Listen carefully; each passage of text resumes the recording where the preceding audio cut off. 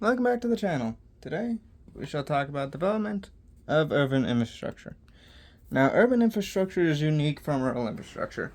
So let's set off with the difference between rural and urban first.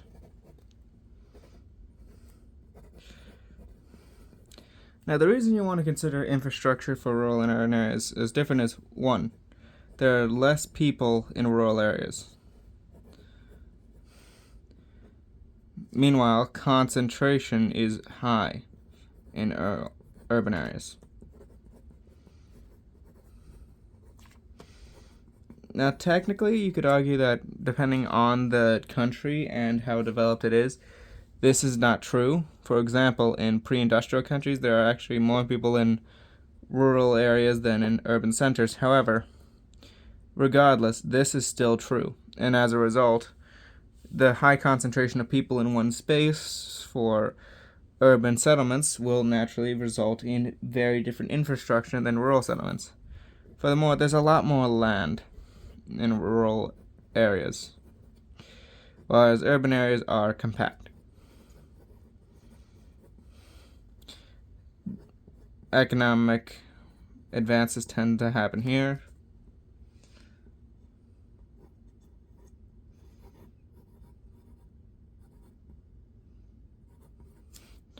Whereas these produce mostly raw resources. For example, you're not going to get most of your food from a city. You're going to get it from the farmlands outside. Same with your coal, your iron, and other minerals. You're not going to see a city mining the gold. You're going to see towns or rural areas mining gold in their local areas, with maybe a company town or two that are nearby in order to enforce the gold mine's ability to mine as efficiently, depending on size. There's also another fact. Due to the above, personal transport is more expensive in urban areas.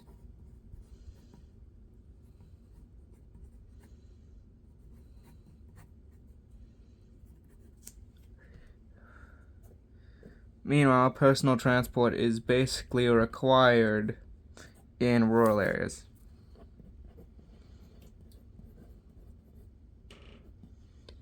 This is because the distance between places in rural areas is far larger, generally speaking. You could walk, and I have walked in a few cities, like in DC, you can walk pretty safely around the mall and other areas without much worry. You can't really do that in rural Alaska or Maine. You can walk, sure, but you're gonna go a long way before you reach anything of note, and even further if you want an actual decent sized town. And that's a real issue because for rural areas, that means you basically have to go somewhere you have to be able to go from point A to point B faster. Excuse me. And you don't have the luxury of a lot of people going on that same route because, you're in the backwoods, sort of the boondocks of general society, and so you don't have the same buildup that urban areas usually do. So, since we're focusing on urban infrastructure, this is what we're going to be focusing on. So, we got an area that's highly concentrated with people, is compact, is economically important, and has personal transition actively hinder it in terms of both space and productivity. So, what then is advised? Well, public transportation.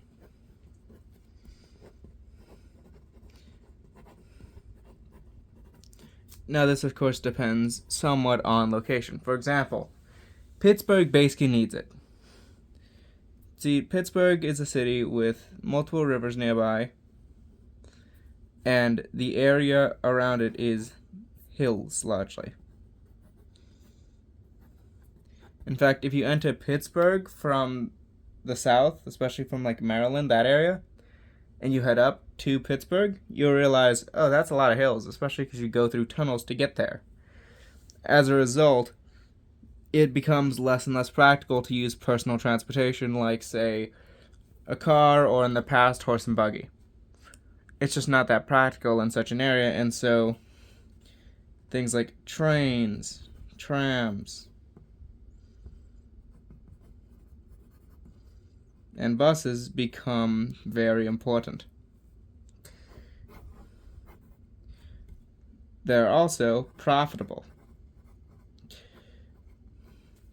Sure, a company like the Intercontinental Railroad could make a few bucks, given it's going from one populated area to the other, and some other rural businesses could make some money off of transport, but generally speaking, that's not really an option here. For here, it is an option, and a very valuable one. These reduce pollution,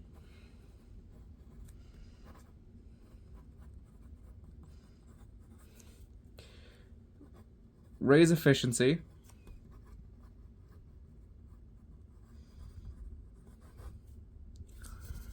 and also reduce strain on roads. Why this is important, this last bit anyways, is because there'll always be roads. So long as cars exist, there'll always be roads, especially because some people want to take their car out to, say, drive to a farming settlement, or maybe to a place they want to hike. That's just how things are. But, naturally speaking, you want that to be, for them, as efficient as possible and as good a drive as possible. The reverse is true with the trains. You want their experience to be as smooth and effective as possible. On occasion, these two will clash, and so they're sort of opposing, but they also can work very symbiotically.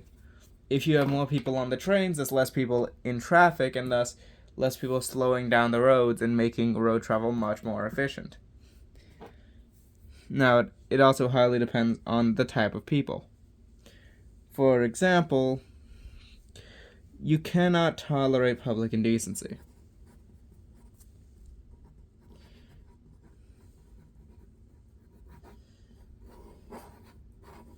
Now one might ask, well, why does that matter? Because in a rural area, at some level of public indecency, getting drunk, doing some stupid things, it's not really that big of a deal relatively. Because sure, while everyone may know you and judge you for what you've done, the fact is, there's not much to damage. Great, you spilled alcohol on the grass. Congratulations, you're an idiot. Does that do any real damage? No. But if you're drunk and bumbling on a train track, you could easily end up killed, or if you bumble into the train itself, you could easily knock several people over while they're waiting on their stop. The fact is, public indecency is a far more dangerous threat in urban environments, and those with public transportation, because of how compact they are. This sparseness of land that rural areas have allows them to sort of deluge and sort of reduce the damage that public indecency causes. It's on full display in cities, and as a result, it does more damage over time. So when you're planning infrastructure for urban areas, you need to think of public ways, things that accommodate for a high population concentration and limited space. More than that, you need things to be efficient enough that economic progress is installed and personal transport does not become the be-all end-all, because it's already costly at base due to the sheer population density. It gets worse without things like tram systems, trains and buses to reduce the load by basically doing a massive carpooling effort where instead of everyone getting on the same car, they get on the same train and move around. More than that, make cities walkable. Now, a lot of people say this in reference to the idea of basically, walkable cities, the trying to get rid of the cars. I'm not saying this to mean get rid of cars, but rather make cities walkable because they allow a very notable personality to arrive in the city itself. When it comes to cities, especially, there's a very real disconnect between things overall just because of the nature of it. Because remember, so many people, so little space. If you know someone from work, apologies, I was just sitting something real quick. So if you heard anything, that was probably my mom watching a video. She likes to watch them. I was just making sure it wasn't loud enough to interrupt. Anyways, back to the point. When you're dealing with a city, you want to make things personable because so many people, of course, so a space, you tend to just have everything blur. And people need connection. They need people to want to interact with them, to enjoy each other's company. The best way to do that is to make interaction worthwhile. How do you make interaction worthwhile? Well, simple. You make the city have character. You make people want to experience that character and the general feel of it. Walkable cities are one great way to do this because if you're confident enough that you can walk down the city block, maybe grab a bite at the restaurant you like, go on to the park and enjoy yourself and feel safe in doing so, you can have a very real sense of character to the city.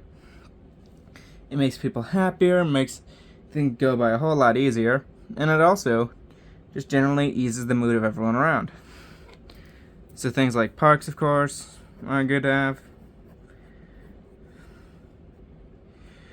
But also, no zoning.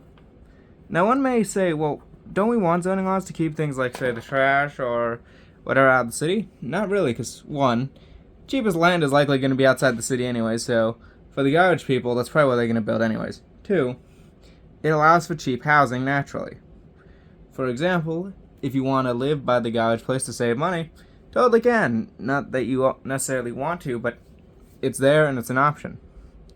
Furthermore, zoning laws often restrict commerce and business to particular areas. Sometimes it's good to have a mix of residencies, industry, just services in general, you know? Like, it's good to have a place where you can, say, have an apartment, then you have your job across the street and a good restaurant that's right by you. When everything's in close proximity, you can sort of enjoy yourself in one area without the worry of a zone. You can have a lot more just good times. And you can say, okay, this is my area. This is where I like to stay. Maybe I want to go to that area and meet the people over there. Again, it's about maintaining public order while also providing avenues for people to enjoy each other and their time.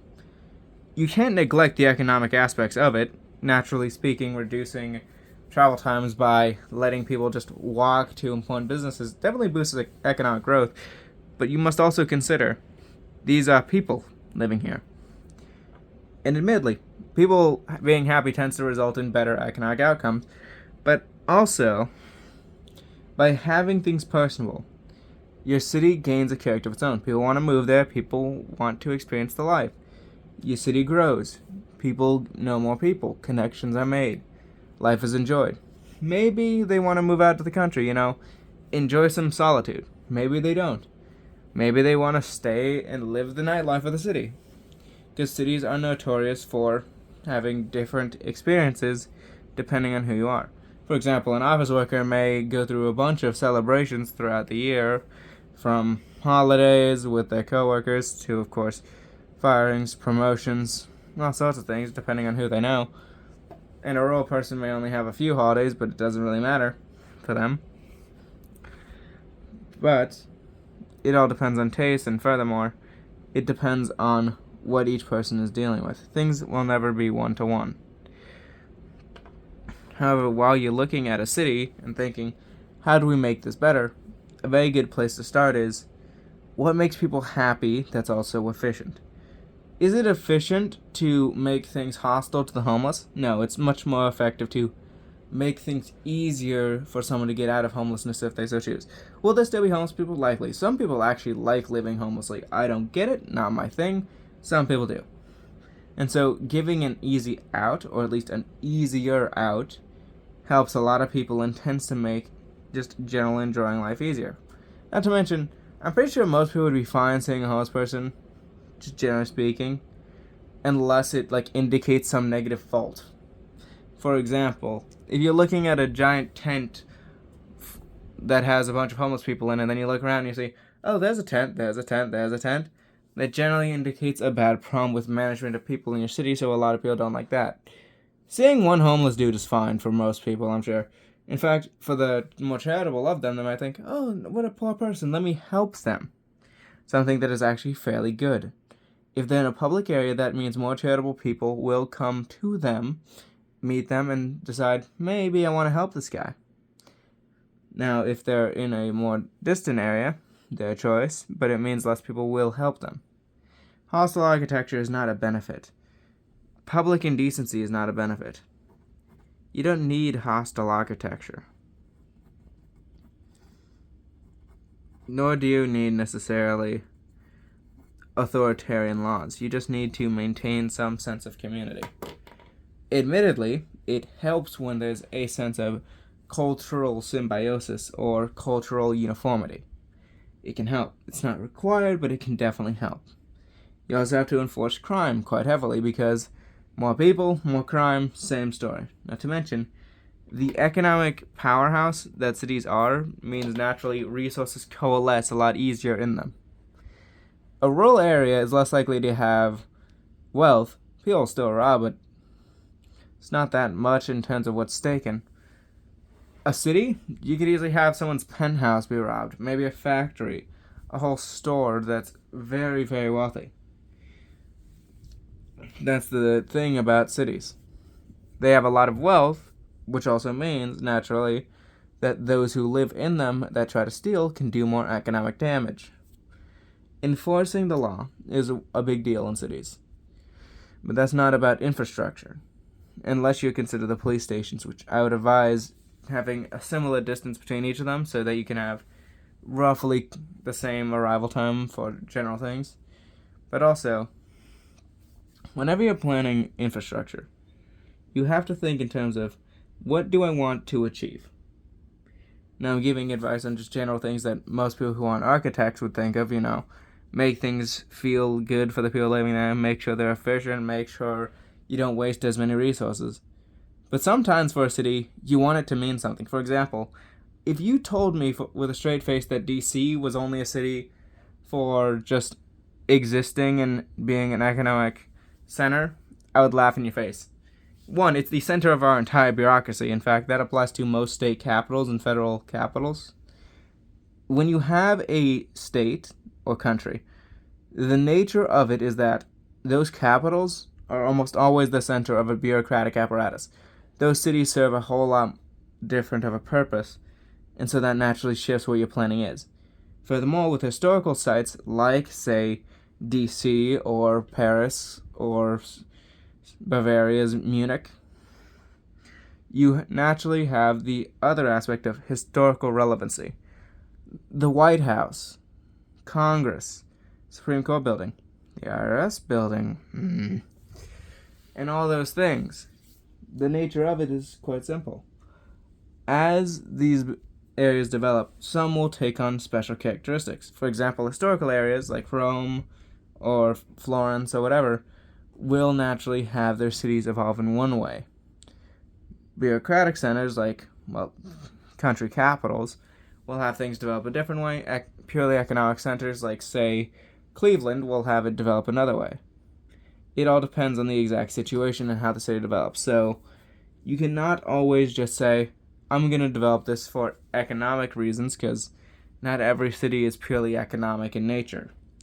Some have different roles and different things they provide for the country and for the people in them.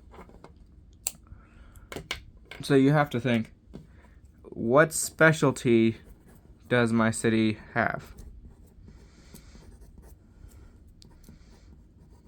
Now, admittedly, I'm no architect, I'm no designer. I understand basics, but not more complicated things. I trust you for the more complicated stuff of exact designs. But, as a general rule that I'll finish off with the three main things. 1, use public transportation to minimize the amount of resources and area wasted by transport. 2, get rid of zoning laws and punish public indecency in order to allow people to feel comfortable walking around safely while also having easy access to important buildings.